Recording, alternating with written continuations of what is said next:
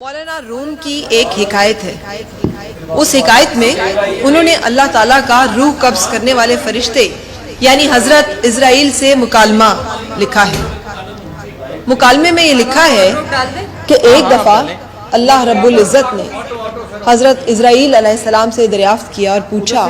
کہ اے اسرائیل، تم نے میرے حکم پر اتنے بندوں کی روحیں قبض کی ہیں، کبھی تمہیں رحم آیا ہو، کوئی خیال آیا ہو، کسی کی روح قبض کرتے ہوئے تمہیں لگا ہو کہ اس کی روح قبض نہیں ہونی چاہیے یا اس کو وقت مہلت ملنی چاہیے؟ تو حضرت اسرائیل علیہ السلام نے عرض کی کہ یا الہی، تیرا حکم ہے اور میں تیرے حکم عدولی کی جسارت اور جرت نہیں کر سکتا، لیکن ایک دفعہ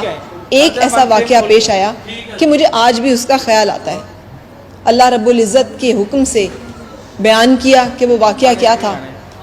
بتایا کہ ایک دفعہ بہت سارے لوگ کشتی میں سوار تھے اور دریا میں جا رہے تھے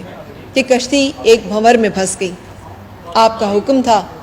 آپ کے حکم کے تحت کشتی ڈوب گئی اور اس میں موجود ہر ایک شخص کی جان قبض کر لی، سوائے ایک ماں اور بچے کے، جو ایک تختے کے اوپر ڈوبتے سے بچ گئے اور لہروں کے حوالے وہ تیرتے ہوئے ایک جنگل کے کنارے جا پہنچے۔ جب وہ تختہ اس جنگل کے کنارے پہ جا لگا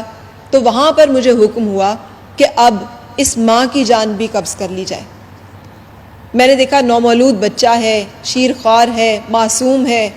اکیلا ہے، جنگل بیابان ہے، خونخوار درندے ہیں، اس بیچارے بچے کا کیا بنے گا اکیلے؟ تو میں نے وہاں پہ سوچا کہ کاش کہ مجھے یہ موقع ملتا یا کاش میں یہ کر سکتا کہ اس کی ماں کی یہاں روح قبض نہ کرتا۔ تو واحد ایک جگہ ہے، ایک موقع ہے جس کا میرے دل میں خیال آتا ہے۔ تو اللہ رب العزت نے سوال کیا کہ کیا تجھے معلوم ہے کہ وہ بچہ کون ہے، کہاں ہے اور کس حال میں؟ تو حضرت اسرائیل علیہ السلام نے عرض کی کہ یا الہی، تو عالم الغیب ہے، تو ظاہر و باطن کا جاننے والا ہے، یقیناً یہ تیرے علم کی دسترس میں ہے، میرا علم نہیں ہے اتنا جو احاطہ کر سکے، مجھے نہیں معلوم کہ وہ بچہ کون ہے۔ تو اللہ رب العزت نے بیان فرمایا کہ جب تو نے اس ماں کی روح قبض کر لی تو ہم نے اس بچے کے اوپر اپنی لطف و عنایات کا سلسلہ کیا۔ ہم نے ایک مادہ چیتے کو حکم دیا کہ وہ جا کر اس بچے کو اپنا دودھ پلائے تاکہ اس کو بھوک نہ ستائے۔ ہم نے سورج کو حکم دیا کہ وہ اپنی تپش اس پہ کم کر دے۔ ہم نے تند و خیز ہواؤں کو حکم دیا کہ اس کے اوپر نرم اور مہربان ہو جائیں۔ ہم نے اس کے لیے نرم بچھونا بنا دیا ریت کو اور گھاس کو، اور ہم نے اس کی پرورش کی۔ ہم نے اس طرح سے اس کے اوپر انعام و اکرام کیے، آہستہ آہستہ وہ بچہ وہاں پل کر جوان ہو گیا۔ اور پھر ایک بادشاہ وہاں پر پہنچا اس جنگل میں، اور وہاں پر ہم نے اس بادشاہ کے دل میں اس بچے کے لیے محبت ڈال دی۔ یہاں پر یہ بات بھی پتہ چلتی ہے کہ جو کسی کے دل میں محبت کا پیدا ہونا ہے یہ بھی اللہ کے حکم سے ہوتا ہے، اور اللہ کا حکم ہو تو کسی کے چہرے میں، کسی کے انداز میں اتنی کشش ہوتی ہے کہ وہ ہمارا دل اپنی طرف کھینچ لیتا ہے۔ اسی کا اشارہ ایک اور جگہ پہ اللہ تعالیٰ نے کچھ ان الفاظ میں کیا ہے، وَأَلْقَيْتُ عَلَيْكَ مَحَبَّةً مِّنِّي وَلِتُصْنَعَ عَلَىٰ عَيْنِي۔ یہ سورہ طٰہٰ کی ایک آیت مبارکہ ہے جہاں پر حضرت موسیٰ علیہ السلام کی والدہ نے جب ان کے صندوق کو پانی میں ڈالا تھا تو اللہ تعالیٰ نے وہاں پر یہ بیان کیا ہے کہ ہم نے حضرت موسیٰ پر اپنی ایک خاص کشش، اپنی ایک خاص محبت ڈال دی تھی تاکہ جو بھی انہیں دیکھتا تھا اس کے دل میں ان کی محبت پیدا ہو جاتی تھی۔ اسی لیے ان کو حضرت آسیہ نے اپنا بیٹا بنانے کی فرمائش کی تھی، اور فرعون کے دل میں بھی یہ محبت ڈل گئی تھی کہ جن بچوں کو قتل کرنے کا اس نے حکم دیا تھا انہی میں سے ایک بچے کو اس نے اپنا بیٹا بنا لیا۔ اچھا، یہ واقعہ آگے چلتا ہے اور اللہ تعالیٰ بیان کرتے ہیں کہ اس بادشاہ نے اس بچے کو جنگل میں اپنا لیا، اپنا ولی عہد بنا لیا۔ اس طرح سے یہ شہزادہ ہو گیا اور محل میں آ کر عیش و عشرت کی زندگی بسر کرنے لگا۔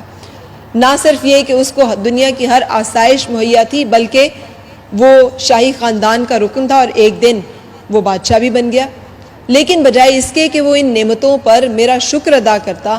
وہ سرکش ہو گیا، اور اس درجے سرکش ہو گیا کہ اس نے مجھ سے ہمسری کا یعنی نعوذ باللہ خدا ہونے کا دعویٰ کر دیا۔ اور پھر اللہ تعالیٰ نے پوچھا کہ اسرائیل، تم جانتے ہو وہ بندہ کون ہے؟ دوبارہ ارشاد ہوا کہ میں نہیں جانتا۔ تو اللہ تعالیٰ نے بتایا کہ وہ نمرود ہے، نمرود بن کنعان، کہ جب میں نے اس کی طرف اپنے خلیل کو، اپنے دوست کو، حضرت ابراہیم علیہ السلام کو بھیجا تو اس نے ان کو آگ میں ڈالنے کا حکم دے دیا جس کو کہ میرے حکم سے ٹھنڈا کر دیا گیا۔ یاد رہے کہ نمرود بن کنان جو ہے یہ اس کا پایا تخت بابل کی سرزمین تھی، اور حضرت مجاہد رضی اللہ تعالیٰ عنہ کی ایک روایت ہے کہ 4 افراد رہے ہیں ہسٹری میں، دنیا کی تاریخ میں، جن کی مشرق سے مغرب تک حکومت رہی ہے،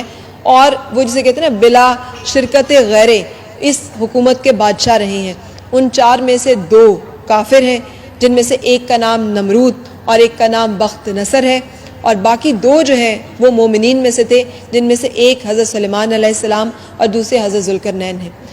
اس واقعے سے اس کا اختتام کچھ اس طرح سے ہوتا ہے کہ پھر اللہ رب العزت فرماتا ہے کہ وہ بچہ جس کے اوپر تو نے رحم کھایا اور تو نے یہ چاہا کہ اس کی ماں کی روح قبض نہ کی جائے، جس کے اوپر میرے لطف و عنایات کا سلسلہ یہ رہا کہ وہ ایک بیابان سے ایک شاہی محل تک پہنچا، بادشاہ بنا، لیکن اس نے اپنی سرکشی میں ان تمام نعمتوں کی قدر نہیں کی، اور پھر اس کا انجام یہ ہوا کہ پے در پہ مختلف ہلاکتوں نے اسے آ کے گھیرا، مختلف عذاب اس پہ نازل ہوئے، اور وہ ایک بہت بری موت مرا۔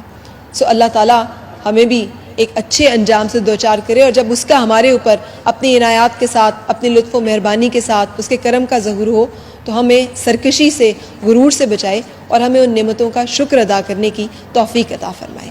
آمین۔ نبی کی یاد ہی